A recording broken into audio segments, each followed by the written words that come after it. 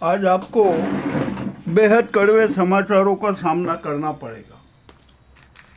बेहद कड़वे समाचार हैं और आपको गंभीरता से उन सवालों पर सोचना भी पड़ेगा।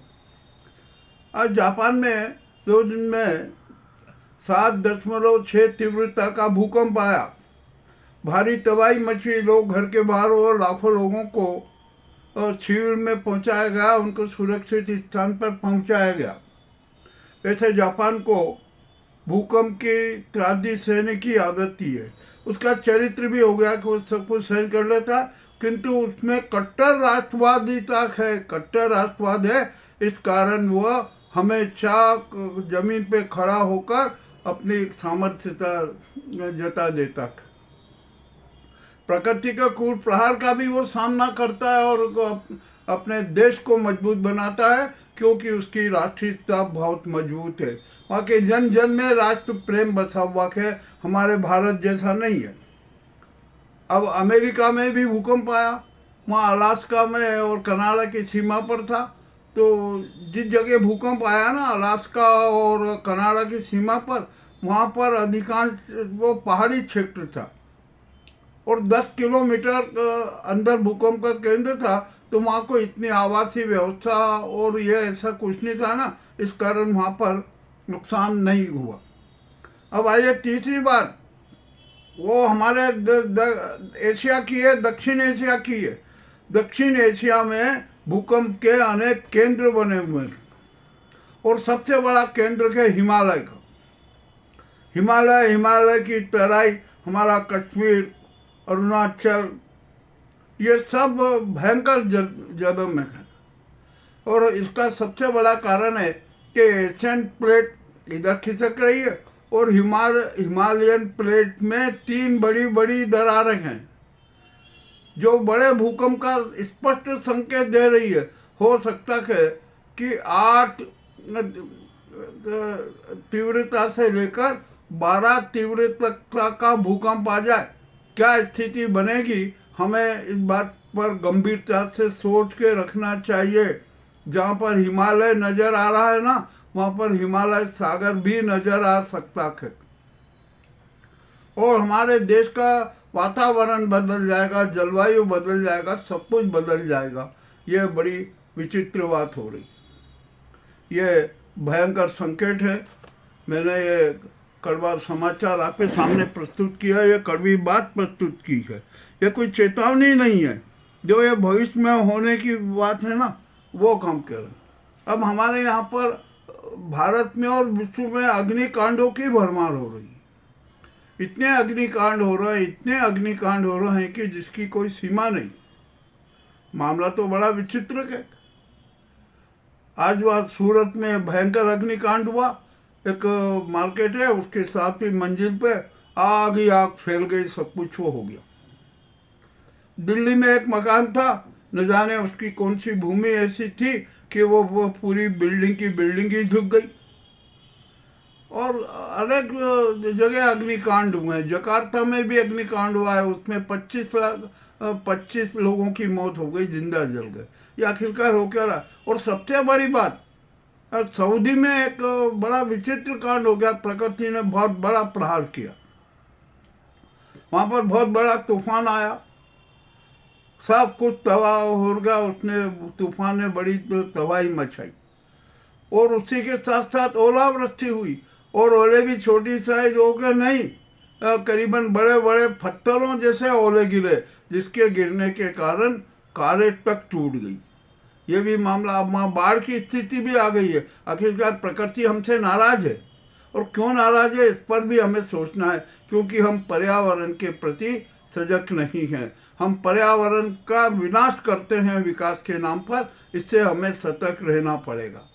अब यहाँ पर हमारे भारत में भी हम देख लें, उत्तराखंड को भी ज़रा बचा के रखना है, अरुणाचल को बचा के रखना है, हिमाचल को बचा के रखना है, कश्मीर को बचा के रखना है, हिमालय की जो तराई है उसको बचा के रखना है। कैसे बचा के रखेंगे, तो इसके लिए ज़रूरी है कि हम पर्यावरण के प्रति बिल्कुल सतर्क रहें। कोई ऐसी योजनाएं न बनाएं कि जिससे हमारे प्रकृति का संतुलन बिगड़े। अभी यहाँ पर जो 4 धाम हाईवे बन रहा है ना, उसकी ज़रूरत नहीं है। पहाड़ी क्षेत्र में मात्र 5.5 फीट 6 फीट चौड़े मार्ग होना चाहिए। आप जो हजारों वृक्ष काट रहे हो ना, ये भी एक बड़े एक त्रासदी का कारण बन सकती है। चलिए, ये तो एक प्राकृतिक आपदाओं का है, ये संकट आने वाले हैं, ये हमने आपके सामने प्रस्तुत किया। अब हम इसके बाद आते हैं हमारी संसद में। संसद में आज SIR पर नाटक हुआ, वो हमने देखा। कल जो वंदे मातरम पर जो नाजीवादी नाटक हुआ ना, प्रतिशोधात्मक नाटक, वो भी हमने देखा। अरे वंदे मातरम और राष्ट्रगान और राष्ट्रगीत पर कोई बहस हो ही नहीं सकती, होना भी नहीं चाहिए थी, मगर हुई। और कैसे हुई और क्यों, इसका भी एक कारण जान लीजिए। इस नाजी सरकार ने संघ को अपने कब्जे में ले रखा है, संघ का रिमोट उसने अपने हाथ में ले रखा है, और संघ को हर तरीके से क्षतिग्रस्त करने के लिए उसने एक नाटक रचा कि अरे वंदे मातरम पर बहस करवा ली जाए। और उस बहस के दौरान संघ पर खूब हमले होंगे, क्योंकि संघ का जो दोगला चरित्र था उस पर वार होंगे और संघ तिल मिला जाएगा। संघ हमारे जो नाजी गैंग के चरणों में समर्पित हो जाएगा, शरणम गच्छामि हो जाएगा।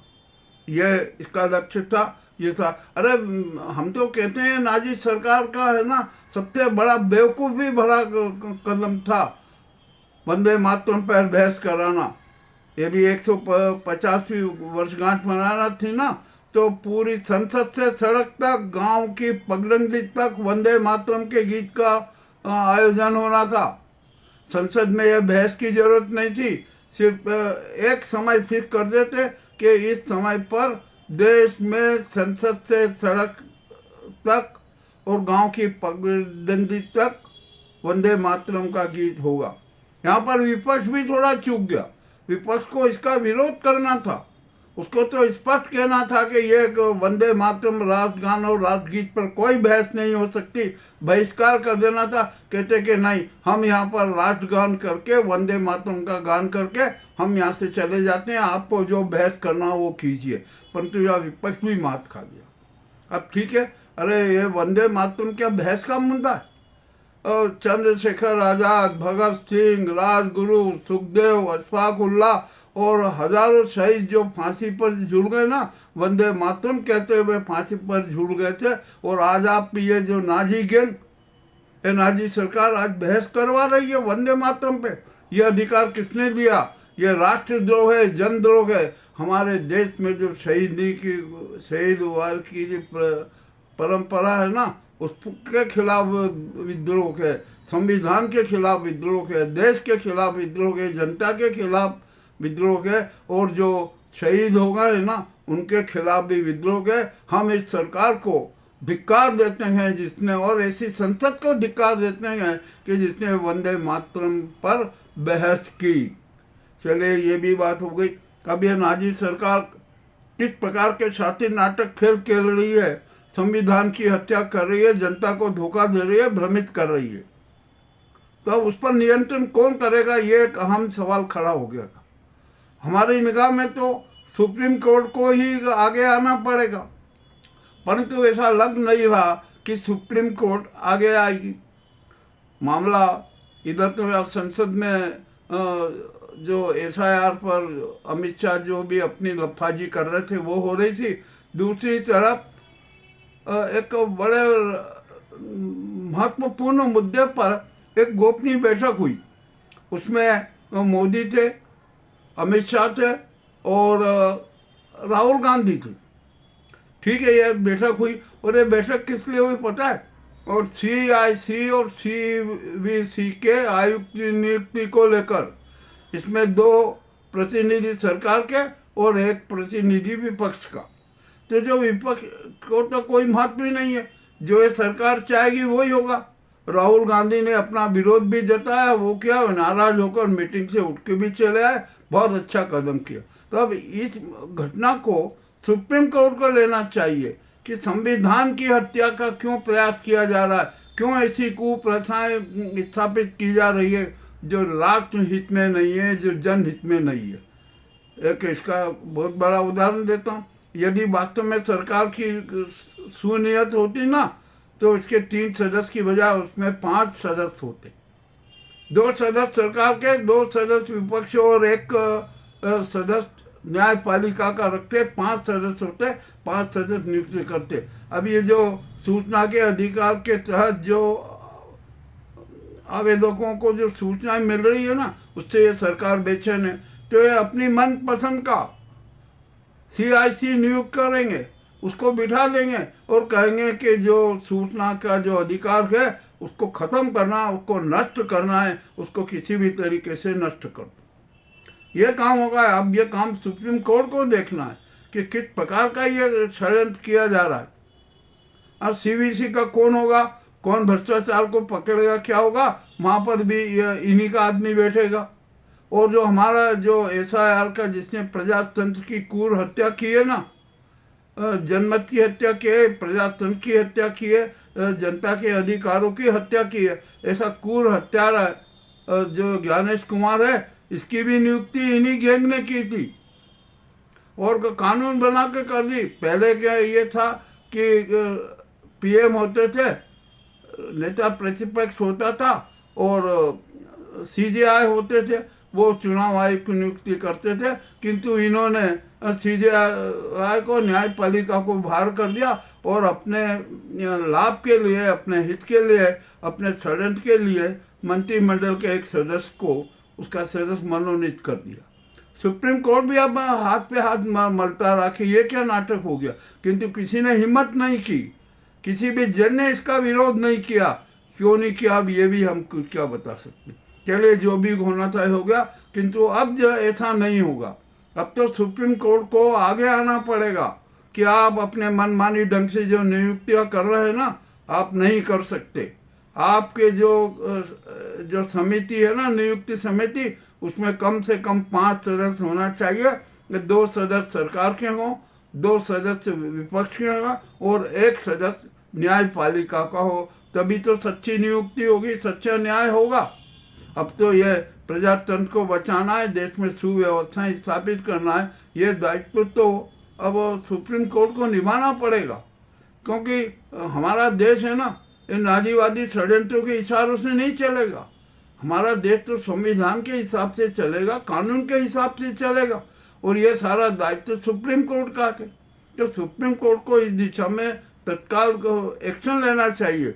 हम राहुल गांधी को बधाई देते हैं कि उन्होंने CIC और CVC के जो नाम प्रस्तावित किए इस नाजी सरकार ने, उनका विरोध किया। अब विरोध करके चले आए, अब वो बेचारे क्या करे क्या। ये 2 इनके हैं और 1 अकेला राहुल गांधी है विपक्ष की तरफ से, तो इनके तो मोनोपोली हो गई, ये तो एकाधिकार हो गया। यानी संवैधानिक संस्थाओं को भी अपने अधिकार में लेने का कुषड्यंत्र ये रच रही है और ये सारे षड्यंत्र नाकाम करने का दायित्व सुप्रीम कोर्ट का है। सुप्रीम कोर्ट को कठोर से कठोर कदम उठाना चाहिए। ये देश की जनता की आवाज़ है, मामला बड़ा विचित्र। अब आइए, SIR पर जो जवाब देना था, मोदी जी को जवाब देना था, मोदी जी ने जवाब नहीं दिया, अमित शाह जवाब देने आए और उनके जवाब में जो होना था वो बात कुछ है नहीं, वे आतंकवाद पर आ गए। अरे पहलगांव के लेकर उन्होंने जो मोदी जी के भाषण का जो करा ना, बहुत देर तक तो वही पढ़ते रहे, बार बार पढ़ते रहे, तो इसका क्या औचित्य था। आपको तो SIR पर बोलना था ना, SIR का जवाब देना था ना कि ये किस प्रकार हमारे यहाँ पर फर्जी वोटिंग होता है, फर्जी मतदाता सूची बनी हुई है, इसको सुधार करने की ज़रूरत है। और मृत लोगों को जिंदा बताकर उनके नाम मतदाता सूची में, और जो जिंदा है उनके नाम काट दिए जा रहे हैं। ये इस पर कहना था कि सुव्यवस्था सुधारना का, और डुप्लीकेटिंग सॉफ्टवेयर पर आपको बयान देना था। जो EVM में जो गड़बड़ी होती है, मतदान में जो गड़बड़ी होती है, EVM से वोट चोरी होती है, चुनाव चोरी होती है, उसके बारे में खुलासा करना था कि नहीं, हम इस व्यवस्था को देखेंगे। और शायद हमें, मुझे जहाँ तक संज्ञान है कि अमित शाह को पता है या नहीं वो जाने, ईश्वर जाने या वो अमित शाह जाने कि जो EVM में एक ऐसी सिम लगी हुई होती है जो मतदाता के मत को परिवर्तित कर देती है। तो आप कहते हैं कि अरे यदि ऐसा कोई जो सिम है तो हम ईवीएम की जांच करवाएंगे, और जांच कौन करेगा और किसको आप अधिकृत करते हैं? ये कुछ भी नहीं हुआ। और यहाँ पर अमित शाह ने तो बड़ा वो दिया कि अरे क्या विदेशियों को हमारी सरकार बनाने का अधिकार है? कौन विदेशकों का पक्ष लेता है कि नहीं, जो विदेशी है, जो मतदाता नहीं है, वो मतदान करे? कहीं नहीं ऐसा होता है। और जो कितने डुप्लीकेट मतदाता हैं, फर्जी मतदाता हैं, उनको भी हम हटाएंगे। कैसे हटाएंगे? अभी आपके यहाँ महाराष्ट्र में चुनाव हुआ, उसमें मात्र मुंबई में ही 11 लाख फर्जी वोटर्स पाए गए। मामला हाईकोर्ट में गया, हाईकोर्ट ने चुनाव परिणाम तक रोक दिया। अरे जो ये मत चोरी हो रही है ना, तो आप इसको कैसे खत्म करेंगे? चलिए अब यहाँ पर भी और दूसरी बात आते हैं। बिहार में आपने 65 लाख मतदाताओं के नाम काट दिए। तो ये 65 लाख के लाख क्या 65 लाख ही घुसपैठिए थे? और अभी तक आप घुसपैठियों की संख्या भी नहीं बता पा रहे कि बिहार में कितने घुसपैठिए मिले। जो आपने वहाँ प्रजातंत्र की हत्या की ना, ये भी खुलासा करना था कि हमसे गलती हो गई, मगर नहीं।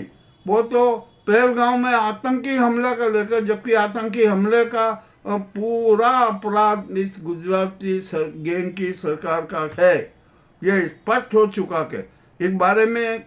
और अपनी सफाई और अपना पक्ष को मजबूत करने के लिए इन्होंने आज संसद में एसआईआर की बहस के नाम से, जवाब देने के नाम से पहलगांव हमले के जो सत्य है उसको दबाने की पहल की। अब जनता चाहती है कि ईवीएम से कोई वोटिंग नहीं हो। अमित शाह को कहना था कि जब देश की 95% जनता, मैं कह रहा हूँ कि 95% है, मगर वो तो कहेंगे नहीं है, तो जनता खुद चाहती है कि अरे 90 लाख मान लीजिए, 90 करोड़ मान लीजिए। हम तो कहना है कि 90% जनता है ना ईवीएम से मतदान नहीं चाहती है। विदेशों में ईवीएम का बहिष्कार हो चुका है, तो भारत में क्यों? उनको कहना था कि जब हम भी या ईवीएम से मतदान को बैन करते हैं और बैलेट पेपर से चुनाव कराने की, मतदान कराने की घोषणा करते हैं। यह कुछ भी नहीं हुआ, और बस उल जलूल जवाब देते रहे, कुछ भी घुमाते रहे, और विपक्ष भी उनकी बात सुनता रहा। बीच में हंगामा भी हुआ, तो वहाँ पर बड़ी विचित्र बातें होती रही। और हमारे जो लोकसभा अध्यक्ष हैं ना, उनका तो चेहरे पर बड़ी विचित्र बात होती है। जब विपक्ष के हमले होते हैं ना, तो वे उनके चेहरे पर मायूसी छा जाती है, और जब सत्ता पक्ष बोलने आता है ना, तो वो बहुत बड़े मुस्कुराते हैं, उनके चेहरे पर मुस्कुराहट आ जाती है, उनका चेहरा खिल जाता है। अरे ये क्या है आप में? आप जिस संसद की सीट पर बैठे हो ना, राज्यसभा का अध्यक्ष और लोकसभा के अध्यक्ष का दायित्व होता है कि वो निष्पक्ष रहे।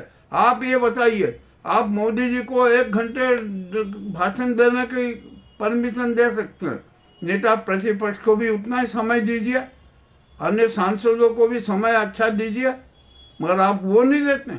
और आप बीच में टोका टोकी भी बहुत करते हैं। आप टोकते हैं इनको, तो मोदी जी को, जब वो गलत बयान दे के आपको संज्ञान नहीं है क्या कि किस प्रकार का गलत बयान दिया जा रहा? अरे आप तो पक्षपात की हद कर दी आपने। अब यहाँ पर ज्ञानेश कुमार की बात आती है।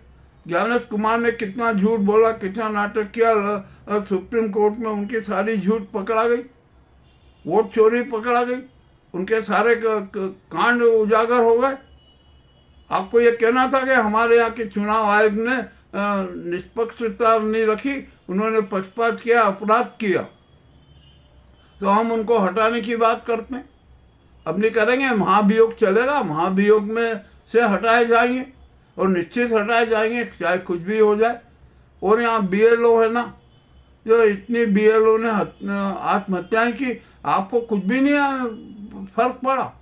आपको ना बीएलओ के प्रति कम से कम श्रद्धांजलि तो दे देते, मगर वो भी नहीं। अरे कुछ भी नहीं है ना, एक शातिर षड्यंत्र रचा गया हमारे प्रजातंत्र के खिलाफ और देश की जनता के खिलाफ।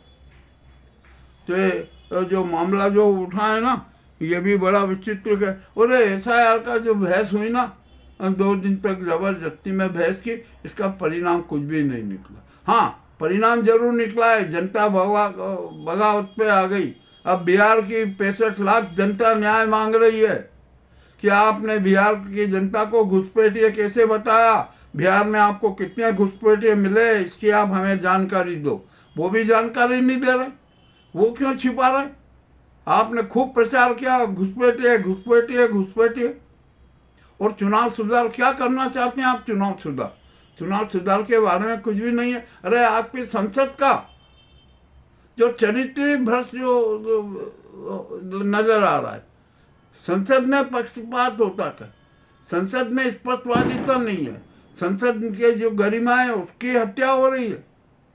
आप संसद में झूठ बोलते हैं, आप झूठ बोलते हैं, अमित शाह झूठ बोलते हैं, मोदी झूठ बोलते हैं, वहाँ आरोप प्रत्यारोप लगा कि राजनीति चलती है। आपने संसद को है ना सत्य की, प्रजातंत्र की हत्या का करने वाला बूचड़ खाना बना दिया कर। यह हमारा आरोप है, जनता का आरोप है, ये जनता की तरफ से बात की जा रही है। तो आपको ये इस प्रकार जवाब देना था। अब ये जनता को है ना आप भ्रमित नहीं कर सकते। अब जनता का विवेक जाग चुका है, उसने समझ लिया है कि ये नाजी गैंग किस प्रकार के नाटक करती है। अभी अब ये जब संघ पर वंदे मातरम के माध्यम से संघ पर हमला तो करवा दिया, किंतु अब संघ में भी बड़ी कसमकस हो गई है। संघ बता दिया एक मीटिंग में बात चली कि कौन है, तो आखिरकार मोदी का उत्तराधिकारी कौन होगा, ये बात भी सामने आई। इस मामले भी उठा, भाजपा का राष्ट्रीय अध्यक्ष कौन होगा, ये भी मामला विचाराधीन है। अब तो अभी तक सब चल रहा है। और हमारे मोहन भागवत जी है ना जो संघ प्रमुख है, उनको तो आस्तीन सांप है ना जो उन्होंने पाल के रखे थे, वो ही दंड दे रहे हैं, वो ही डस रहे। मामला बड़ा विचित्र है। संघ में इस गुजराती गैंग के कितने दल्ले हैं, इस बात का भी संज्ञान मोहन भागवत को है कि नहीं? मेरा तो मानना है कि उनको संज्ञान है, किंतु वे भी मजबूर हैं, क्योंकि जिनमें उन्होंने विश्वास किया था उन्होंने ही विश्वासघात किया। और मोहन भागवत को तो पहले से पता, और वह बयान भी दे चुके और स्वीकार भी कर चुके हैं कि हमारे देश में विश्वास का संकट है। ये तो रहेगा ना, तो अब आपका विश्वास का संकट है, आप विश्वासघात आपके साथ हुआ है, तो उसकी प्रताड़ना और उसकी यातना भी सहन करना पड़ेगी। अब तो आप एक काम कीजिए भागवत जी, कि इस नाजी गैंग के खिलाफ मैदान में उतर आइए। और यदि आप मैदान में नहीं उतरे ना, तो ये आपकी प्रतिष्ठा को धूमिल कर देंगे। संघ इनका बंधुआ मजदूर हो जाएगा, चरण बंधक हो जाएगा। और जो संघ के जो चेहरे हैं ना, जो जिनमें मोहन भागवत जी का अटूट विश्वास था, वे ही संघ के बजाय इस गुजराती गैंग के दल्ले बन गए, और बन जाएंगे, नए नए दल्ले खड़े हो जाएंगे। चलिए ठीक है, जो भी हो रहा है सब अच्छा हो रहा है। अब यहाँ पर हमारे यहाँ पर राजनीति के पंडों और गुंडों का बड़ा आतंक फैला हुआ था। इन्होंने पूरे देश को तबाह कर दिया है, बर्बाद कर दिया है, देश को राजनीति का जंगल बना दिया है। संसद का महत्व खत्म, संवैधानिक संस्थाओं का महत्व खत्म, विधानसभाओं का महत्व खत्म, तो संसद में का महत्व खत्म, तो सनातन धर्म के अस्तित्व पर भी हमला, और हर तरफ चौतरफ हमला। ये अपने आप को जो हमारे देश के नौकर है ना, ये अपने आप को मुल्क का मालिक समझ रहे हैं। इनके क्या सारे काले कारनामे कितने। ये अडानी को पूरे देश की जमीनें सौंपना चाहते हैं, कौन इन पे विश्वास करेगा? अरे इंडिको के मामले में भी इन्होंने उल्टी गाजर खा ली। सिर्फ 10% उड़ानों पर प्रतिबंध लगाया। क्यों लगाया? तो उसका तो 65% अधिकार है आकाश की उड़ानों पर, और आपने 10% कम कर दी। तो आपने जो उससे चंदा लिया ना 31 करोड़ का, उसकी तो वफादारी निभाना पड़ेगी ना।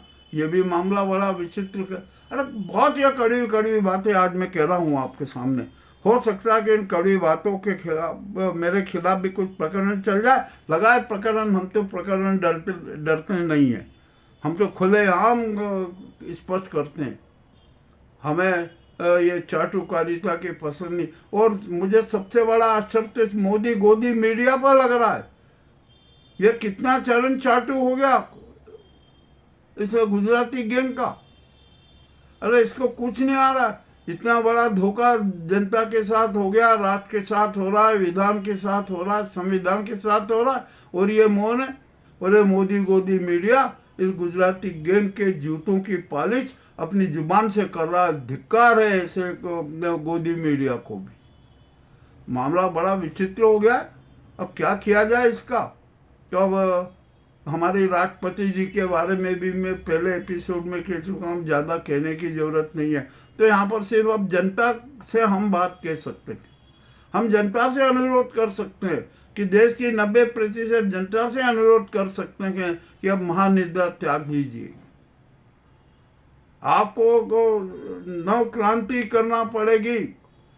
सड़क, संसद से लेकर सड़क तक क्रांति होना चाहिए। संसद को बंधक बनाइए, प्रधानमंत्री को बंधक बनाइए, गृह मंत्री को बंधक बनाइए, चुनाव आयोग को बंधक बनाइए, और स्पष्ट घोषणा कर दीजिए कि अब ये चुनाव, ये सरकार भंग नहीं कर रही है ना, और न राष्ट्रपति कदम उठाना। ये जन अदालत का ये निर्णय है कि चुनाव आयोग जनता भंग कर रही, और गणेश कुमार को तत्काल गिरफ्तार किया जाना चाहिए। उनको गिरफ्तार करके रिमांड लेना चाहिए, और रिमांड में 3rd डिग्री का प्रयोग करके उन्हें हेलीकॉप्टर बना दिया जाए 20-25 घंटे के लिए। वे अपने सारे अपराध स्वीकार कर लेंगे। अरे जो BLO है ना, SR के लेकर जो बेचारे इस संसार से विदा हुए हैं, उनके परिवार पे तो दया कर दो। उनके परिवार के किसी एक सदस्य को नौकरी दे दो, उन्हें कुछ आर्थिक सहायता दे दो। ये कुछ भी नहीं, बस यहाँ पर अपनी आर्थिक, अपनी शाब्दिक लप्पाजी संसद में आज मुझे देखने को मिली। ये भी बड़ी विचित्र बात है। ऐसा क्यों हो रहा है? और अब मैं तो बहुत स्पष्ट, कल भी मैंने कह दिया था, परसों भी कह दिया था कि ये गुजराती गैंग है ना, ये स्वदेशी आतंकी गैंग है, और ये अपना आतंक पूरा बरपा रहा है। अब ये देश की 90% जनता को इस स्वदेशी आतंकवाद के खिलाफ मैदान में उतरना पड़ेगा। अब आपको शहीद भगत सिंह, चंद्रशेखर आजाद, राजगुरु सुखदेव जैसा बनना पड़ेगा, बलिदान करना पड़ेगा, त्याग करना पड़ेगा, तभी हमारे देश की स्थिति सुधरेगी, भारत अस्तित्वमान होगा, भारत स्वर्णिम भारत बनेगा। और यदि ऐसा नहीं किया ना, तो ये भारत अडानी का भारत हो जाएगा, अडानी इंडिया हो जाएगा। फिर नाजी गैंग हमारे जो विधान, संविधान, सनातन धर्म, जनमत, लोकतंत्र, प्रजातंत्र की लाट पर अपने सत्तावादी महल बनाए रखेंगे, और हम देश की जो गरीब जनता है ना, उसकी हड्डियां तक तो दूर, उनके हड्डियों का कंकालों का चूर्ण बनाकर अपने उदर में संभालेगी। ये भी स्थिति आने की है। आज आप ये देखिए कि जो धन कुबेर है, उनका कितना कर्जा माफ किया, 6.65 लाख करोड़ का कर्जा इन पूंजीपतियों को माफ कर दिया। हमारे देश के पूंजीपतियों की जो संपत्ति थी ना, उसमें 27% की कमी आ गई। कहाँ गई वो संपत्ति जो इनके पास में पूंजी थी? वो स्विस बैंक पे जमा है ना, या विश्व के अन्य बैंकों में जमा है। ये भी जरा देख लीजिए क्या हो रहा है इस देश में। और हमारे यहाँ के ये विद्वान नेता कितने विद्वान हैं, ये क्या कह रहे हैं? अरे रुपया रसातल में चला जाए, रुपये का महत्व निगेटिव हो जाए, तो यह हमारी अर्थव्यवस्था की मजबूती है। कितनी बढ़िया बात है। तो भैया आप तो एक काम करो, और एक कोई इनके सांसद हैं, बड़े विद्वान सांसद हैं, अब किसी की बात हम कह नहीं सकते। वो क्या कहते हैं कि हमारे देश की जनता डॉलर लेकर थोड़ी घूमती है, वो तो रुपया लेकर घूमती है। तो रुपये का क्या वो है?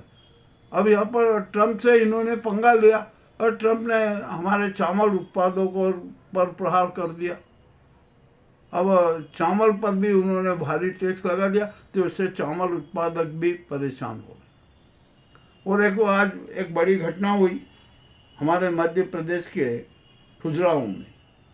वहाँ पर 2 दिन से सरकार चले, 2 दिन खजुराहो में सरकार रही, चलो ठीक है 2 दिन रहो, कोई दिक्कत नहीं है, आप 5 दिन भी रहो तो हमें क्या अंतर पड़ता है। किंतु वहाँ एक रिसोर्ट है, उस रिसोर्ट में एक बड़ी विचित्र घटना हो गई। जो रिसोर्ट का मालिक को बेल्जियम में रहता है, वो बेल्जियम में ही है वो, और वो बेल्जियम में रहते हैं, वहाँ पे उनके कर्मचारी संभालते हैं। जब कर्मचारी रिसोर्ट में सारा काम करने के बाद है ना, उन्होंने आलू गोभी और टमाटर ये खा लिया, उसके साथ भोजन कर लिया, तो एक कर्मचारी की तो तत्काल उसी समय मौत हो गई। 2 की तबीयत खराब होने लगी, उनको ग्वालियर उपचार के लिए भेजा, उन्होंने भी रास्ते में दम तोड़ दिया। तो यह हादसे हो रहा। तो हम देश की जनता के साथ कितनी क्रूरता हो रही है जिसकी कोई सीमा नहीं। अरे ये फल फ्रूट जो सारी सब्जियां, इन पर पेस्टिसाइड कितना छीटा जाता है जो हमारे शरीर में जा रहा है, इस पर भी कोई ध्यान नहीं। पर्यावरण की तरफ भी कोई ध्यान नहीं। देश के होनहार युवकों के हाथों में को रोजगार चाहिए, वो रोजगार नहीं, कुछ भी नहीं है, कुछ भी नहीं हो रहा है। और देश को है ना छाती नाटकों का और षड्यंत्रों का मंच बना दिया गया है। यह हमारे देश की स्थिति के लिए दुर्भाग्य है। और यहाँ पर जो धर्म पालिका है ना, जो इनके राजनीति और धर्म के पंडे और गुंडे किस प्रकार को देश को तबाह कर रहे हैं, उनका लक्ष्य है कि देश में खूनी गृह युद्ध होना चाहिए, उसी का प्रयास कर रहे हैं। अभी बंगाल चुनाव को लेकर जो है ना, वहाँ पर बाबरी मस्जिद और गीता के नाम से जो राजनीति की जा रही है ना, मैं तो कह रहा हूँ कि आपने गीता का पाठ करवा दिया। ये तो बताओ कि गीता में श्लोक कितने, और हर श्लोक का एक एक का मतलब बताओ। उन्हें नहीं पता, मैं बताता हूँ कि गीता में 722 श्लोक है, और हर एक श्लोक का अपना महत्व है, और हर एक श्लोक के सारे जो मर्म है, तत्व है ना, आप वो एक दिन में भी नहीं बता सकते। तो गीता का सामूहिक पाठ करने का नाटक कर रहे हैं ना, ये भी उचित नहीं है। अब यहाँ बाबा साधु है ना, भगवा पट्टेधारी, भगवा दुपट्टेधारी, न जाने क्या क्या कर रहा है, उनके भी राज खुल रहे हैं। आज फिर एक उत्तर प्रदेश में एक और बाबा पकड़ाइए। ये तो सब, इनको कोई धर्म से मतलब नहीं है, इनको सनातन धर्म से मतलब नहीं है, इनको तो राजनीति से मतलब है, इनको तो सरकार से धन से मतलब है कि सरकार इन्हें भीख देती रहे। तो ये इस प्रकार की हमारी धन पालिका की स्थिति बनी हुई है। अब तो बड़ा विचित्र हो गया है यहाँ पर नाटक। और सच बात तो यह है कि हम यहाँ है ना कट्टर धार्मिकता का झूठा प्रदर्शन कर रहे हैं, जबकि हमें कट्टर धार्मिक होने की जरूरत ही नहीं है। हमें तो कट्टर राष्ट्रवादी बनना है, कट्टर आध्यात्मिक बनना है, कट्टर मानवतावादी बनना है, कट्टर देशभक्त बनना है, और कट्टर मानव सेवा बनना है, और कट्टर वसुधैव कुटुंबवादी बनना है। परंतु ये कोई भी नहीं बन रहे। सब अपने अपना दिखावा कर रहे हैं, अपने अपने स्वार्थ के लिए अनेक अनेक प्रकार के नाटक कर रहे हैं, और ये करते ही रहेंगे। तो देश की जनता को 147 करोड़ जनता से हमारा अनुरोध है कि महानिद्रा त्याग लीजिए, अब विवेक दीप प्रज्वलित कर लीजिए, अपने आप को सकारात्मक विवेकता की ओर चल लीजिए। हमें हमारे लिए यही सन्मार्ग है, और यदि हम इस पर चले ना तो भारत स्वर्णिम भारत बन के रहेगा। अन्यथा ये हमारा भारत है ना, ये नाजीवादी स्वदेशी आतंकवादियों का अडानी भारत हो जाएगा, पूंजीवादी भारत हो जाएगा, कॉर्पोरेट इंडिया हो जाएगा। ये बड़ा दुखद स्थिति हमारे सामने खड़ी हो गई है। ये मैंने कड़वी कड़वी बातें की, आपको कैसी लगी अवश्य बताएं। बहुत बहुत धन्यवाद।